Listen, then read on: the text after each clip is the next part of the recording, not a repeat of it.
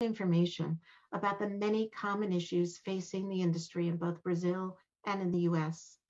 However, what I was most excited about was the opportunity to discuss the potential for increased collaboration between our two great organizations. I'm so very sorry that I could not join you in person today, but I look forward to joining you hopefully at your next conference. In the meantime, I wish you all a very successful and enjoyable conference. Thank you.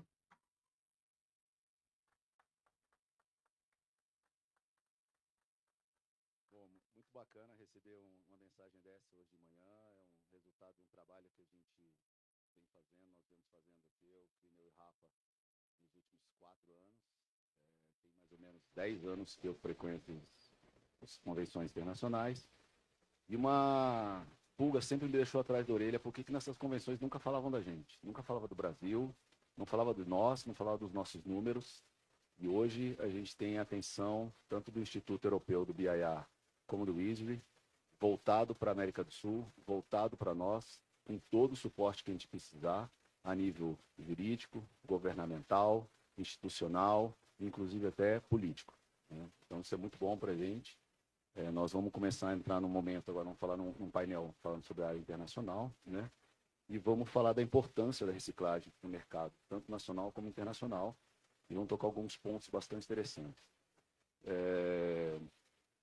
O Gessner vai fazer uma apresentação para nós. Obrigado, Gessner, por você ter se deslocado de São Paulo até Brasília para falar um pouco para nós.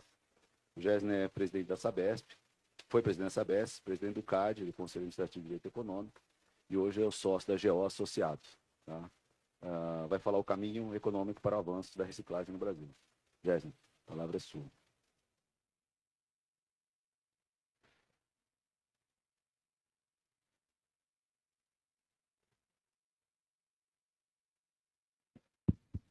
Olha, muitíssimo obrigado. Queria agradecer enormemente ao Inesco. Eu considero-me privilegiado de participar desse evento, de testemunhar a construção institucional minuciosa do Inesco, fazendo uma tarefa tão importante para o país, que é a reciclagem. Então, na pessoa do presidente do Inesco, do Clineu, agradecer o Rafael, o Roger, esse prazer de estar aqui com a Luciana Figueiras, prazer de estar aqui com o André Almeida, amigos e profissionais que eu admiro tanto. Eu vou fazer uma pequena apresentação.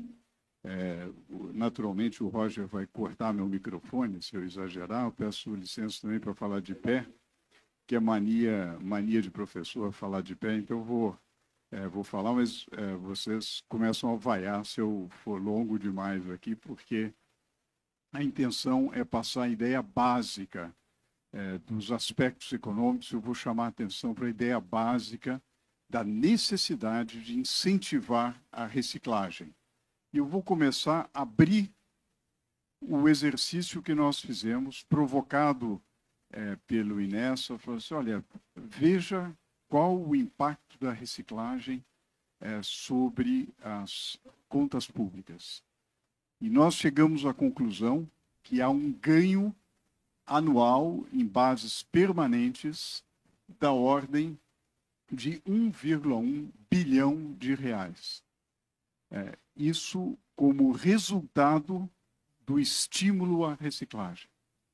E eu vou, nos próximos slides, em 3 tópicos, eu vou procurar explicar e fundamentar esse número. Obviamente, não precisa ser 1,1, pode ser 1,2, pode ser 1, mas eu estou chamando a atenção para a ordem de magnitude do impacto de um setor fundamental para o país e para o planeta. Quem quiser mais detalhes, está nesse estudo, um estudo que foi feito por um time multidisciplinar, que levou em consideração todos os aspectos tributários, ambientais, e que procurou responder a esse desafio que nos foi colocado. Qual é o impacto de uma medida de estímulo na linha pretendida pelo Inesco? E eu vou chamar a atenção para 3 pontos básicos. O primeiro é que nós estamos muito atrasados na reciclagem. A gente precisa avançar muito mais no Brasil na reciclagem. Segundo, é que o atual tratamento tributário inibe a reciclagem. Quando eu digo que nós estamos muito atrasados, ainda bem que tem o Inespa, que faz uma contribuição decisiva, mas nós podemos ir muito mais longe com o conjunto da economia fazendo reciclagem e aderindo à economia circular.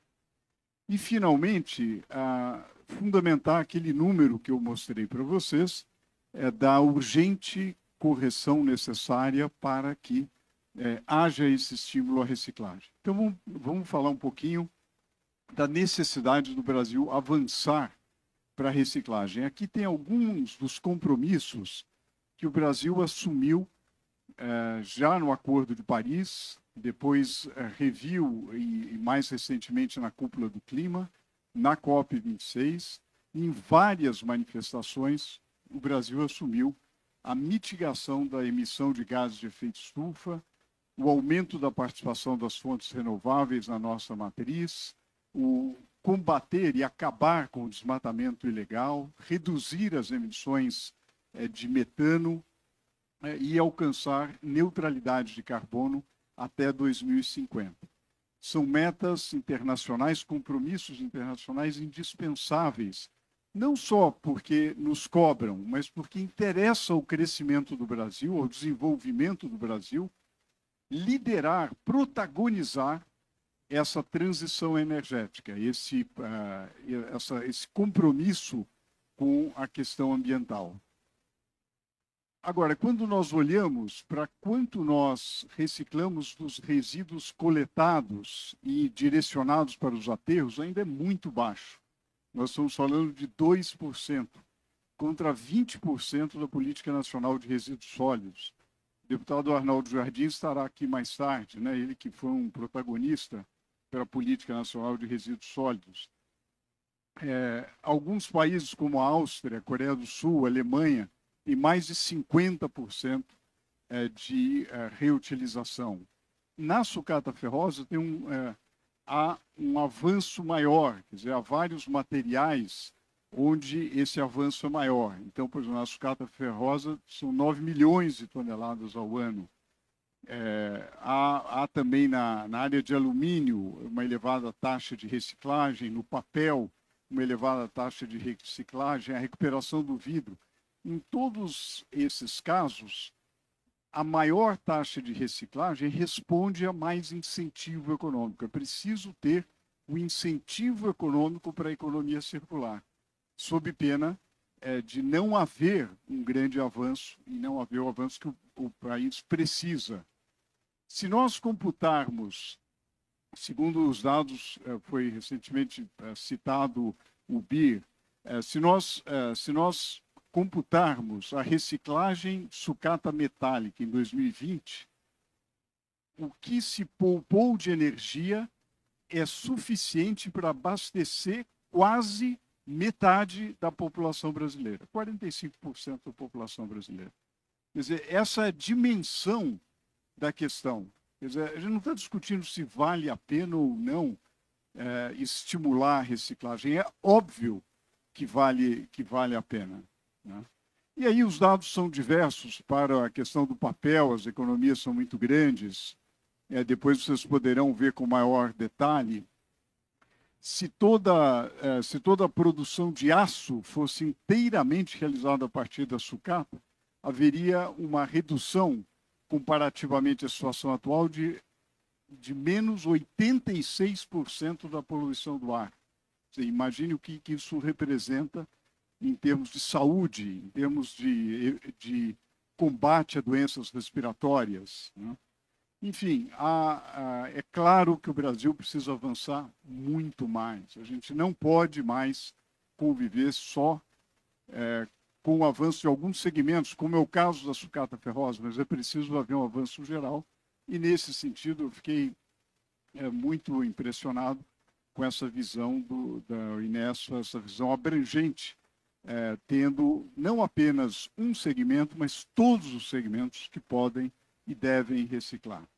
Segundo ponto, o tratamento tributário. Se reciclagem é tão importante para a saúde, para a economia, qual deve ser o tratamento tributário? É evidente que precisa haver um estímulo para a reciclagem, né? Essa é a forma pela qual vários países fazem, as diretrizes internacionais indicam que você deve estimular o consumidor final para ele preferir produtos reciclados. Uma outra forma, você deve fomentar a destinação de resíduos para a reciclagem, aumentando a oferta de insumos. E também vários países adotam medidas tributárias, incentivos, etc., nesta direção. E você pode incentivar que os intermediários da cadeia produtiva comprem insumos reciclados. Se eu tenho uma decisão, compro o material da indústria extrativa, extraio o material da natureza, ou uso reciclado. Muitas vezes o reciclado não economicamente, estritamente naquele momento, não é vantajoso. Naturalmente, para você mudar essa percepção, é preciso ter algum tipo de incentivo. Então, são três formas: para o consumidor, para a cadeia e para a decisão de quais insumos utilizar.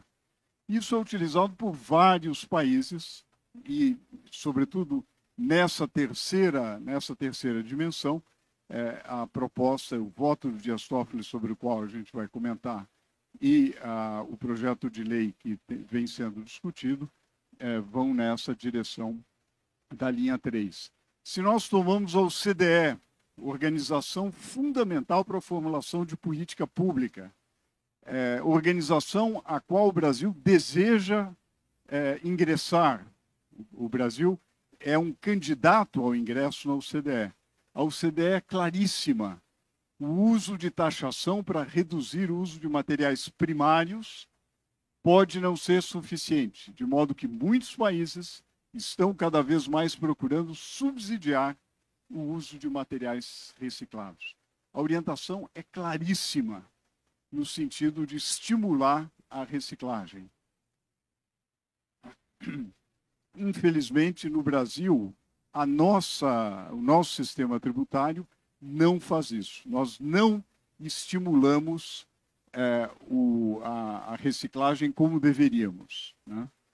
Então, a gente percebe em vários aspectos do nosso sistema entraves para realmente que haja uma maior reciclagem. Mais recentemente, a decisão do Supremo Tribunal Federal foi uma decisão que não está em linha com a OCDE, não está em linha com as melhores práticas internacionais. Para falar a verdade, vai na contramão, Roger, da tendência internacional. No sentido de que nós tínhamos um estímulo, antes tínhamos um estímulo para a reciclagem, que naturalmente poderia ser aprimorado, mas a decisão tomada nessa terceira coluna, com a inconstitucionalidade dos artigos 47 e 48, na prática, você retirou os estímulos para a reciclagem. Em particular, tornou o insumo primário, em muitas ocasiões, mais vantajoso economicamente do que o insumo reciclado. Consequentemente, você retira o estímulo à reciclagem. E a maneira de corrigir isso está na linha do voto do ministro Dias Toffoli, que justamente isenta o comércio atacadista de recicláveis da taxação e permite o crédito àqueles que compram os insumos reciclados. Então, com isso, você desfaz a distorção que a decisão do STF cria.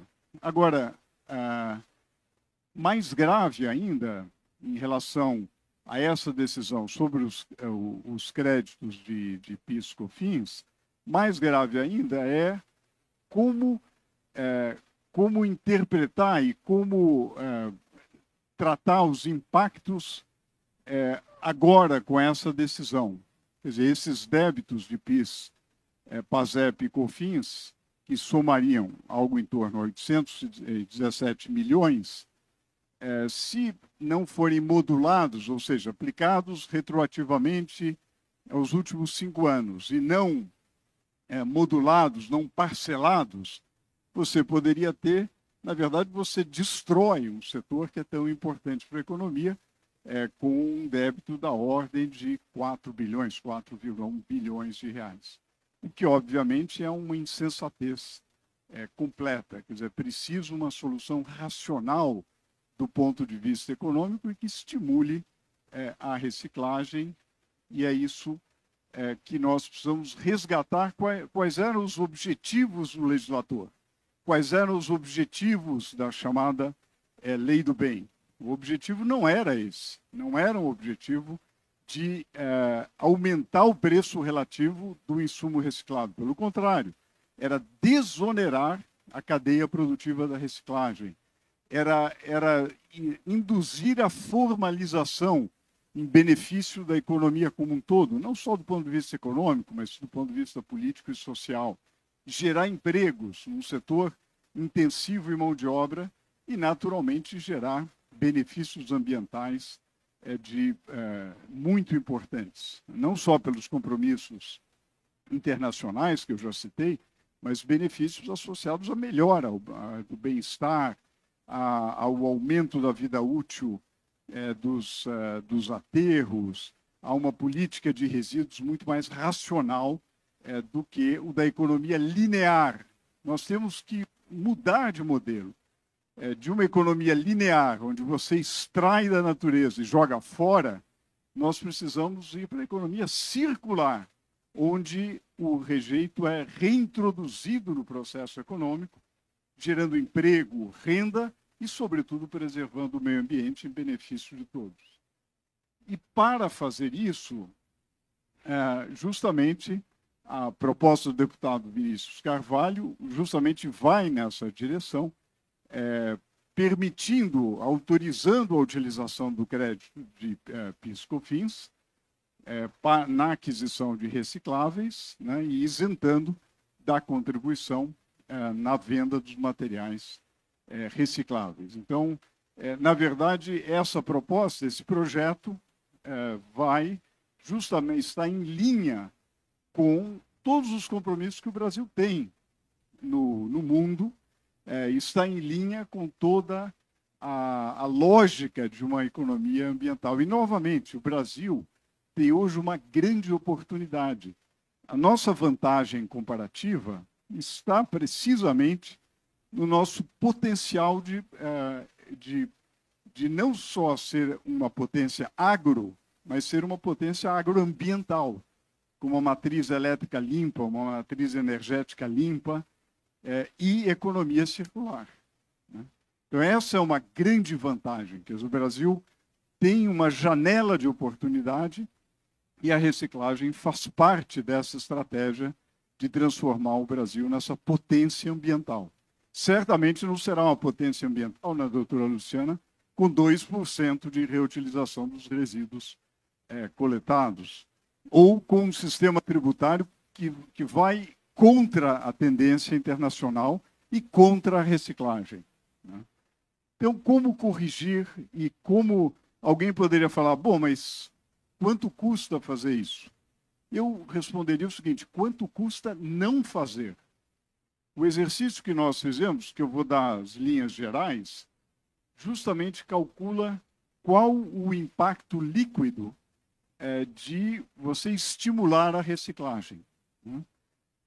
E é isso que a gente fez, tomando primeiro o seguinte, bom, se em linha com o voto do ministro Dias Toffoli, em linha com o projeto de lei do deputado Vinícius Carvalho, você teria um impacto daquilo que é o impacto tributário seria 1,2 bilhões de reais quando você permite que haja o benefício do crédito para aqueles que adquirem insumos recicláveis e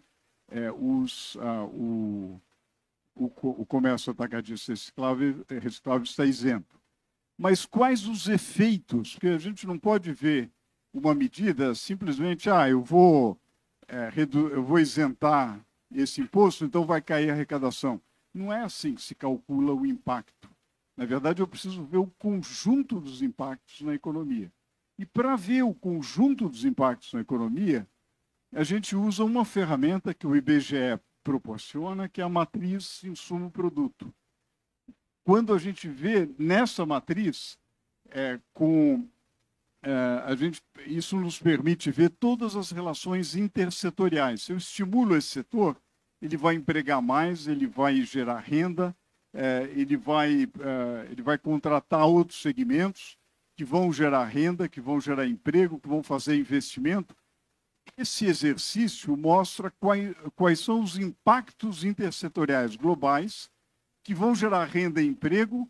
E quando você fala que vai gerar renda e emprego, significa que vai gerar imposto de renda pessoa jurídica, imposto de renda pessoa física, contribuição para o INSS, contribuição do empregador, contribuição do empregado e assim por diante. É isso que nós fizemos. A gente falou, olha, vamos fazer o seguinte, nós vamos fazer essa isenção, quanto vai custar? 1,2. Vamos ver quanto que a gente vai ganhar fazendo essa isenção, usando premissas conservadoras e as ferramentas oficiais existentes, como a matriz insumo-produto e usando a Classificação Nacional de Atividades Econômicas, o CNAE. Essa matriz tem 67 atividades e 127 produtos, portanto, capta as relações intersetoriais. O que nós podemos achar com essa matriz? A gente acha o efeito direto que um determinado estímulo dá, um estímulo qualquer. Olha, agora você tem um estímulo para comprar mais reciclável. Por quê? Porque ele ficou relativamente mais barato. Agora você tem estímulo para se formalizar. Por quê? Porque você não vai pagar uma alíquota absolutamente incompatível com a sua margem. Então, você fala, bom, então eu vou formalizar. Agora, quando eu formalizo, de repente, aquela matriz que era pequenininha, ela fica grande. Porque um monte de gente vem, eu estou aqui, eu faço parte da economia, eu não estou mais na economia subterrânea. Quando esses setores vêm para a superfície, é muito melhor para todos. E aqui, eu como tecnocrata, economista, etc., tudo mais que o André depois vai falar, eu olho a parte econômica, mas tem muito mais do que isso. Vejo o benefício político e social da economia ser iluminada pelo sol e não ser subterrânea. Veja o impacto que isso dá na economia do crime, de ter na corrupção. É preciso formalizar a economia. E para formalizar a economia, você não pode asfixiar determinados setores. Muito menos quando são setores fundamentais para o país, como é o caso da reciclagem. Com esse exercício, nós podemos calcular quanto gera de valor adicionado, quanto gera de emprego e de massa salarial e de arrecadação. A gente enfatizou massa salarial e arrecadação porque o nosso foco aqui foi assim, quanto dá de imposto.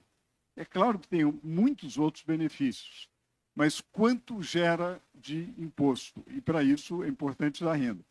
Nós temos 2 choques. Vocês podem ficar tranquilos, Roger, fica tranquilo que eu não vou detalhar tudo isso aqui. Mas tem 2 choques. Tem um lado, que é a possibilidade de eu aproveitar crédito quando eu compro insumo reciclável. Essa possibilidade faz com que eu compre mais insumo reciclável. Então, isso tem um impacto positivo sobre a economia. Nós fizemos algumas hipóteses conservadoras e chegamos ao impacto de mais 510 milhões, meio bilhão de reais. Esse impacto.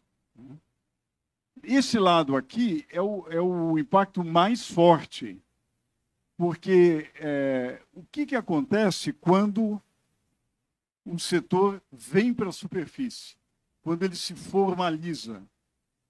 O impacto é brutal. Isso já foi feito, nós não inventamos na nossa cabeça isso, nós fomos buscar em exercícios empíricos com o setor de turismo.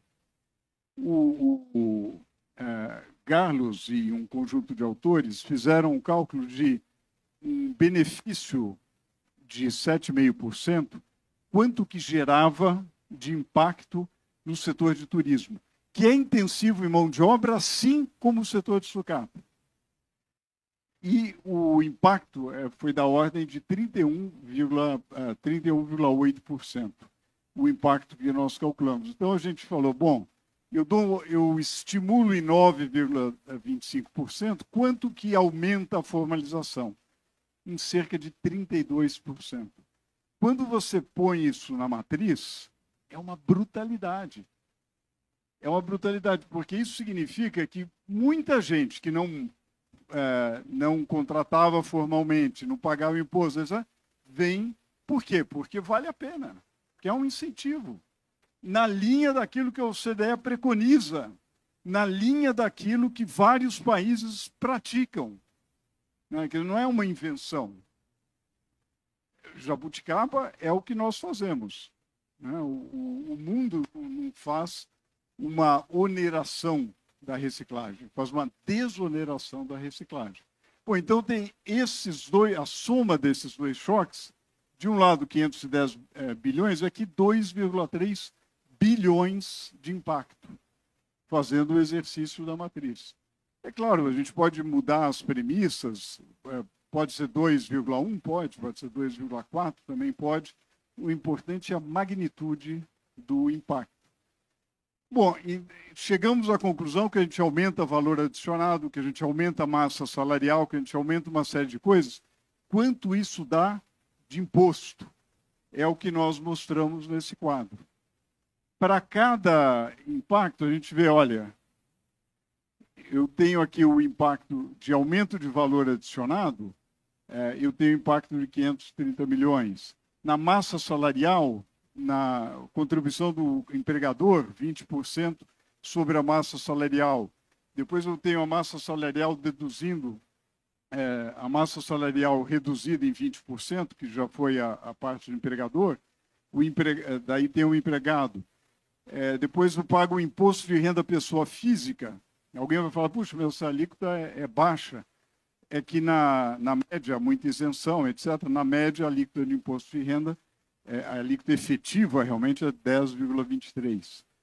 E a contribuição social sobre lucro, imposto de renda sobre pessoa jurídica, que incidem sobre o lucro operacional, que está na última linha. Resultado, 2,2 bilhões de arrecadação derivados de resultados a partir de premissas relativamente conservadoras do impacto positivo sobre a economia oriundo do estímulo à reciclagem. Ou eu diria, oriundo da correção ou da revisão da decisão do STF ou da implementação do projeto de lei. Relembrando os 3 pontos, espero que tenha respeitado o tempo regulamentar, respeitando os 3 pontos, nós precisamos avançar muito mais na reciclagem. É uma avenida de oportunidade. Nós não podemos hesitar, e o INESA assume essa liderança justamente para levar o país nessa direção da reciclagem, da economia circular. Né? Seria muito bom que daqui a alguns anos as pessoas pensassem no Brasil, como o Brasil tem políticas inteligentes de economia circular. Não que o Brasil, estranhamente, onera a reciclagem. Segundo ponto, o nosso sistema hoje, infelizmente, onera a reciclagem. Não tem estímulos à reciclagem. E terceiro, é possível corrigir isso gerando ganho líquido. E aquele do primeiro slide que nós mostramos, que é um ganho líquido de 1,1 bilhão. A gente está falando o seguinte: olha, eu tenho um setor que, por uma série de circunstâncias históricas, tem uma parcela relevante na informalidade. Se eu fizer uma tributação inteligente, mais ou menos 1/3 vem para a formalidade e começa a pagar imposto. Eu tenho certeza que se eu contar isso para os meus sobrinhos, eu já deveria ter, mas não tenho neto, se eu contar isso para eles, vão falar, pô, mas você não precisa estudar muito para descobrir isso. Mas, de qualquer maneira, tem no trabalho, a gente suou bastante para mostrar direitinho as estatísticas e chegar nessa conclusão.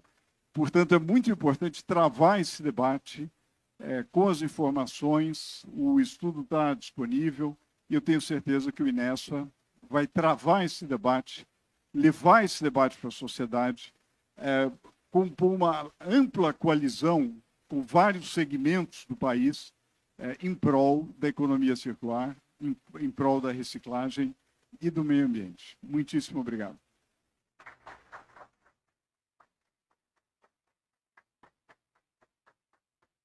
Gévio, obrigado. Cara, que estudo fantástico, hein? Tá de parabéns. Nós que agradecemos a oportunidade de somar aqui a vocês para lutar por isso.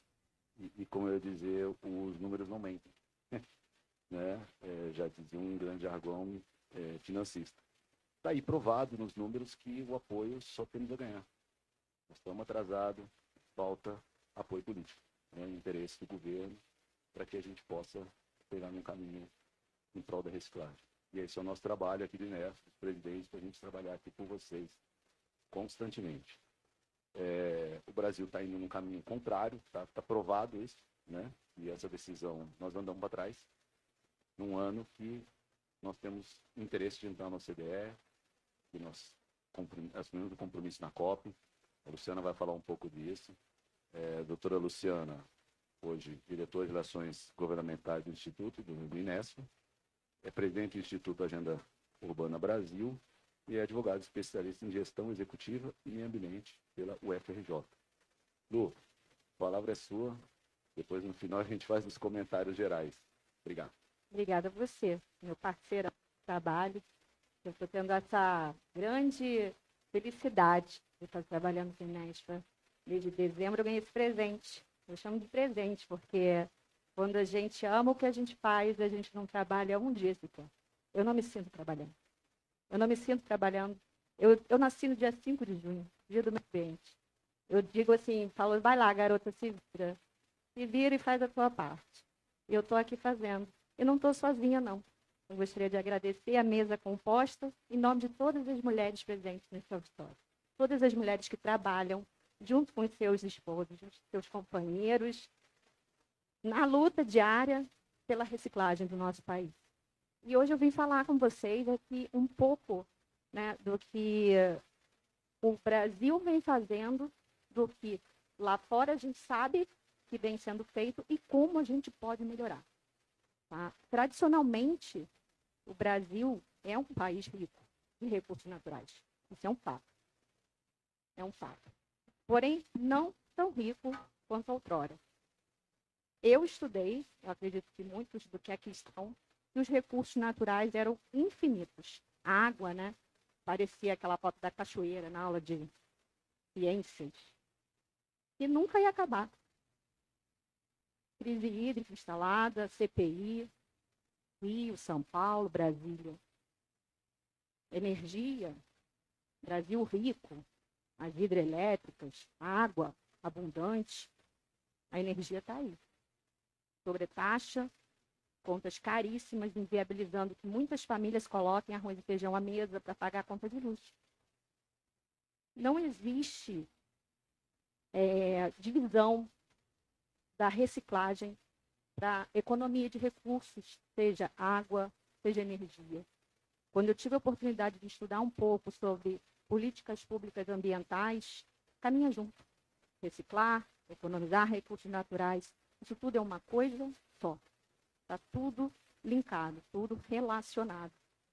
Quando, numa etapa fabril, numa fábrica, numa indústria, você se vale do recurso reciclado, o insumo reciclado. Primeira coisa, você deixa de buscar o recurso natural. O processo, ele fica mais eficiente.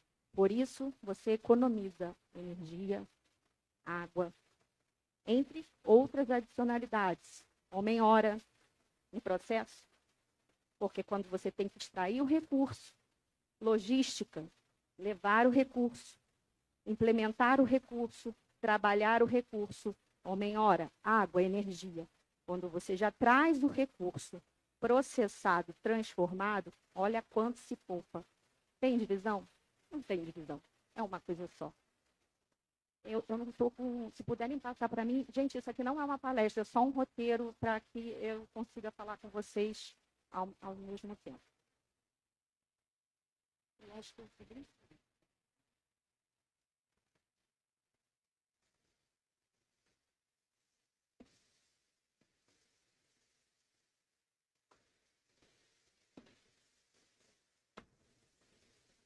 Pronto? Então, vamos lá.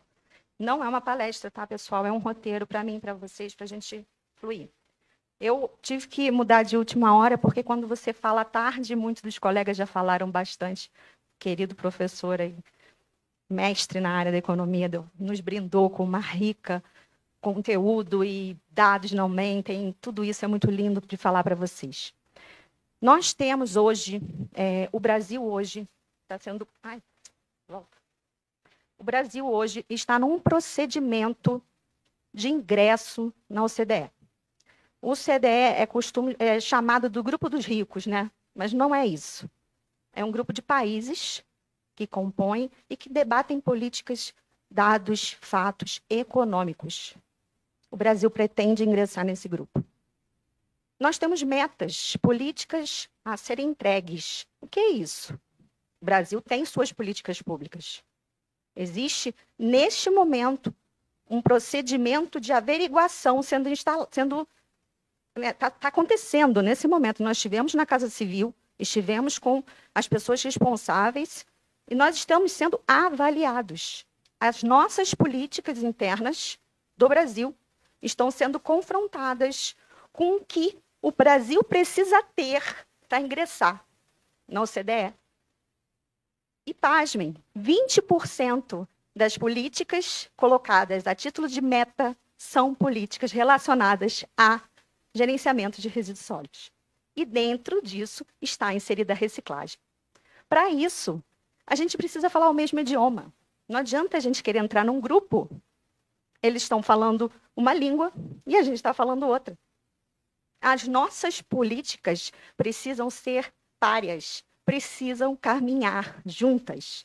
Então, é importante registrar que os países hoje componentes da OCDE já tratam e declaram em suas políticas públicas que os insumos recicláveis são commodities, são insumos na cadeia produtiva. Eles não tratam diferente o insumo natural do insumo reciclável. Paramos para analisar. A China, ela é rica em recursos naturais? Não. Não. Historicamente, a China importa resíduos recicláveis para que estes sejam transformados e reinseridos na sua cadeia produtiva para o mundo, para exportar para o mundo. Né? Quantos dos produtos que hoje aqui muitos estão pega a etiqueta? De onde vem? Então, isso é uma prática de mercado. Eles precisam que esse resíduo regresse para continuar com a etapa fabril deles, que senão eles param. Foi explicado hoje aqui na parte da manhã que teve um episódio que a China, por conta da política de espadas, ela fez uma análise, porque começou a chegar muito aí lixo, aquilo que não está corretamente triado, né, na China. E ela falou, eu preciso de resíduo reciclável. Interrompeu a cadeia, ninguém manda mais nada para cá. Isso parou o mercado. Parou o mercado, parou. Quem eram os grandes exportadores? Estados Unidos, Europa. todo mundo parou, o mercado parou. O Roger contou isso com muita propriedade, ficou resíduo parado no meio do mar, resíduo na alfândega, resíduo por tudo quanto é lado, um desespero, gerou um colapso. Os Estados Unidos e a Europa, meu Deus, e agora? O que a gente faz? Eu tenho que dar vazão, porque eles produzem, consomem, e daquilo tem que ser destinado. E eles resolviam um problema botando para fora do país deles. Isso provocou uma mudança no mercado internacional da reciclagem. A Europa e os Estados Unidos, diante dessa situação, começaram a aprimorar processos. Eles começaram a olhar para dentro. A gente tem que mudar. Não dá mais para a gente tratar pegando o que a gente descarta e jogando para fora. Mais uma vez, né, Rafa? Um problema, uma dor de barriga, um problema bota a gente para frente. E foi o que aconteceu com eles. Eles desenvolveram muito a etapa de tecnologia agregada à reciclagem. A reciclagem é um segmento econômico independente. E assim deve ser tratada. Como eu falei ali, economia de recursos naturais na etapa fabril. Todo esse complexo de adicionalidade relacionadas à reciclagem são grandes componentes de um setor econômico complexo, inteligente e importante para o nosso país. Até mesmo porque nós assumimos metas, não de agora, foi na COP no passado, mas desde o Acordo de Paris, que é um decreto no nosso país. Nós temos metas, prazos, obrigação de reduzir impactos no meio ambiente e avançar com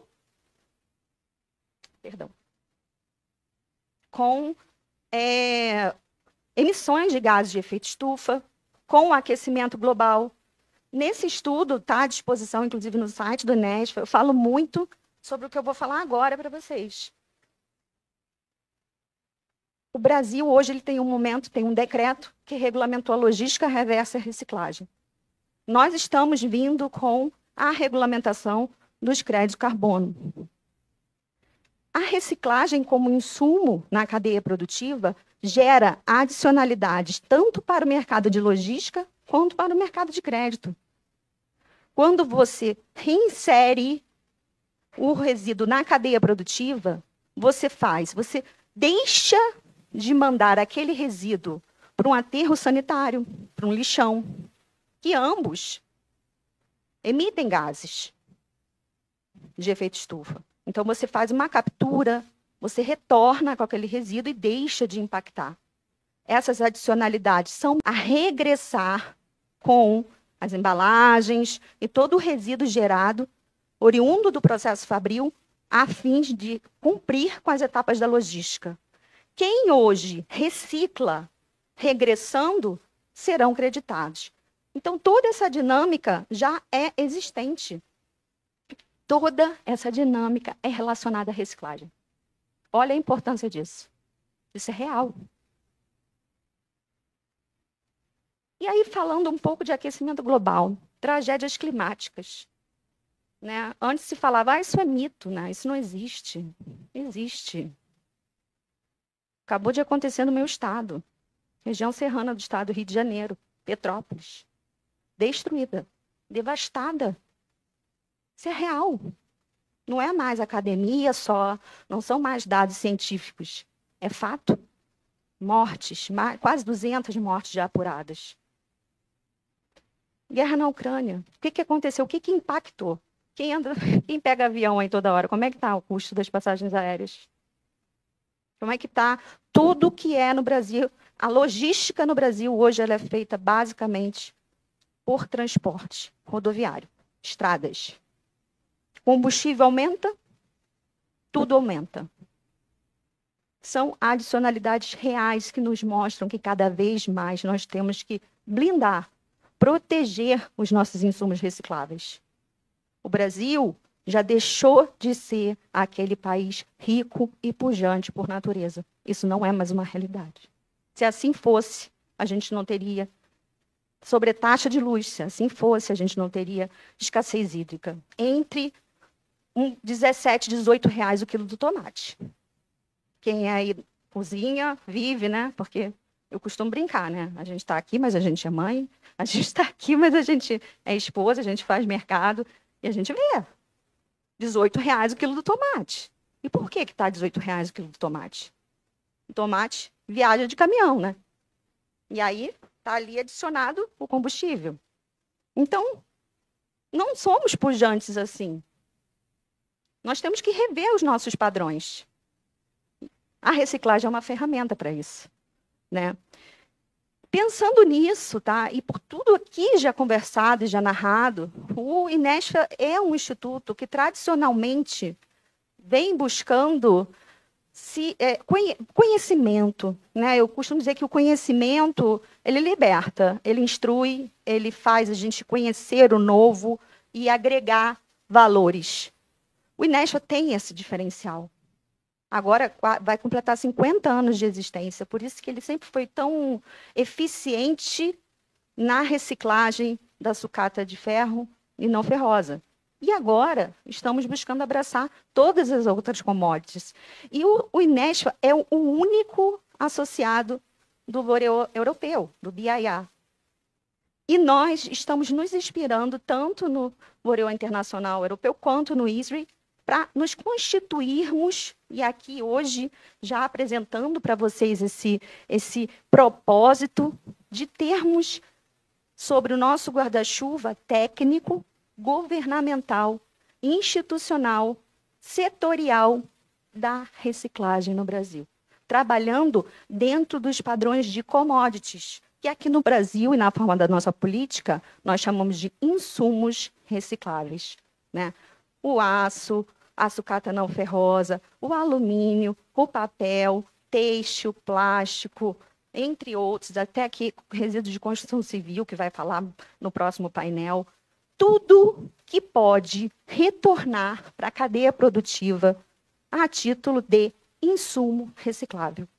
Nós queremos entregar para os outros insumos capacidade econômica, que a conta feche por todas essas adicionalidades aqui apresentadas, por todos os esforços que a gente vem trabalhando.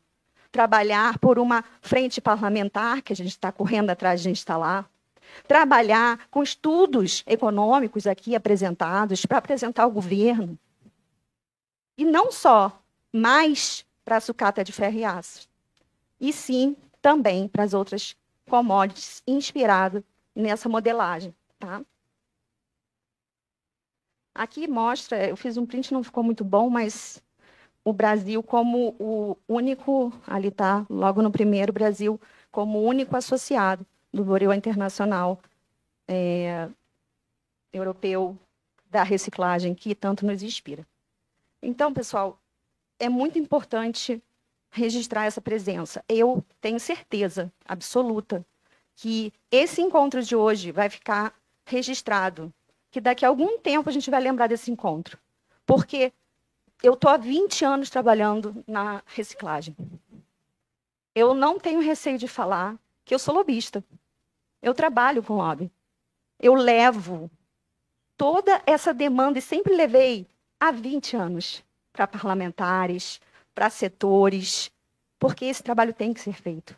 E nunca se viu algo assim. Todo o setor reunido.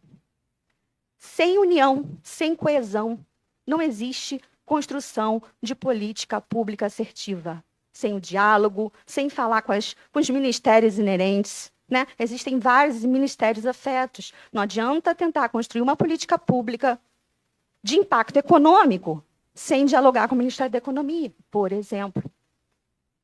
Todo esse diálogo, essa construção, é necessária para que as políticas aconteçam, abracem todo o setor, entreguem segurança jurídica para que mais empreendimentos venham, para que mais fomento econômico aconteça, para que efetivamente o óbvio saia do papel.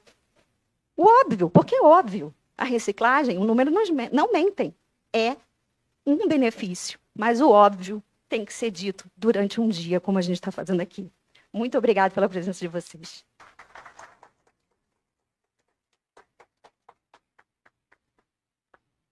Luciana, obrigado. Parabéns pela sua apresentação. Realmente a reciclagem é um ponto importante para a gente entrar na OCDE, está aprovado, né? Nós temos que trabalhar em cima disso. O Brasil precisa reconhecer o resíduo como um insumo reciclável para colocar na cadeia. Isso é missão, principalmente nossa, do Inespa, e de todos nós, né? Temos que falar com todos os representantes de cada região, para que a gente possa trabalhar nesse sentido. André, obrigado. André Almeida, sócio do Almeida Advogados, diretor jurídico do Inespa. Vamos falar um pouquinho sobre o PIS e COFINS, os impactos, e dar uma elucidada aqui o que o Germinha falou. Quanto a gente andou para trás, né, André? A palavra é sua.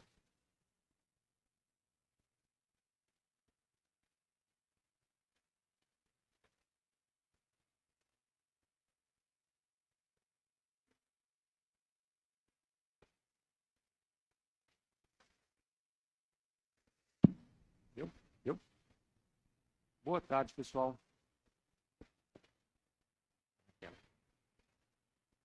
Roger, obrigado pelo convite.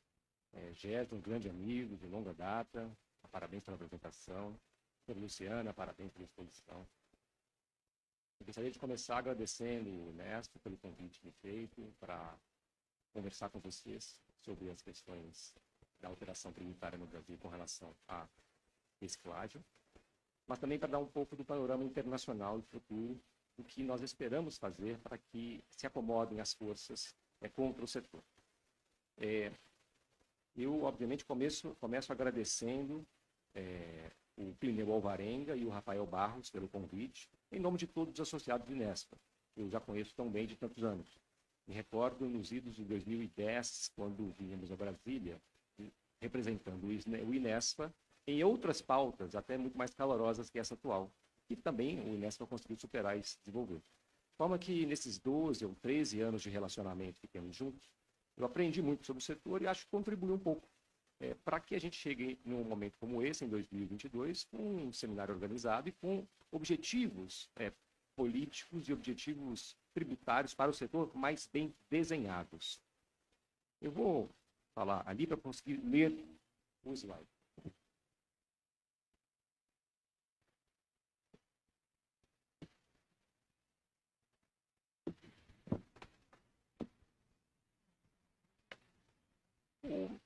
O meu objetivo hoje não vai ser esgotar o assunto relacionado ao direito tributário no Brasil, especificamente com relação ao Inespa, mas é inevitável tratar esse assunto sob a ótica política. E por isso eu trouxe uma frase do ex-vice-presidente americano Al Gore, que escreveu um livro fenomenal chamado Verdade Inconveniente, em que ele trata do meio ambiente, da ecologia e da reciclagem. O Al Gore, possivelmente hoje, é o mais afamado autor com relação a temas de reciclagem, de meio ambiente,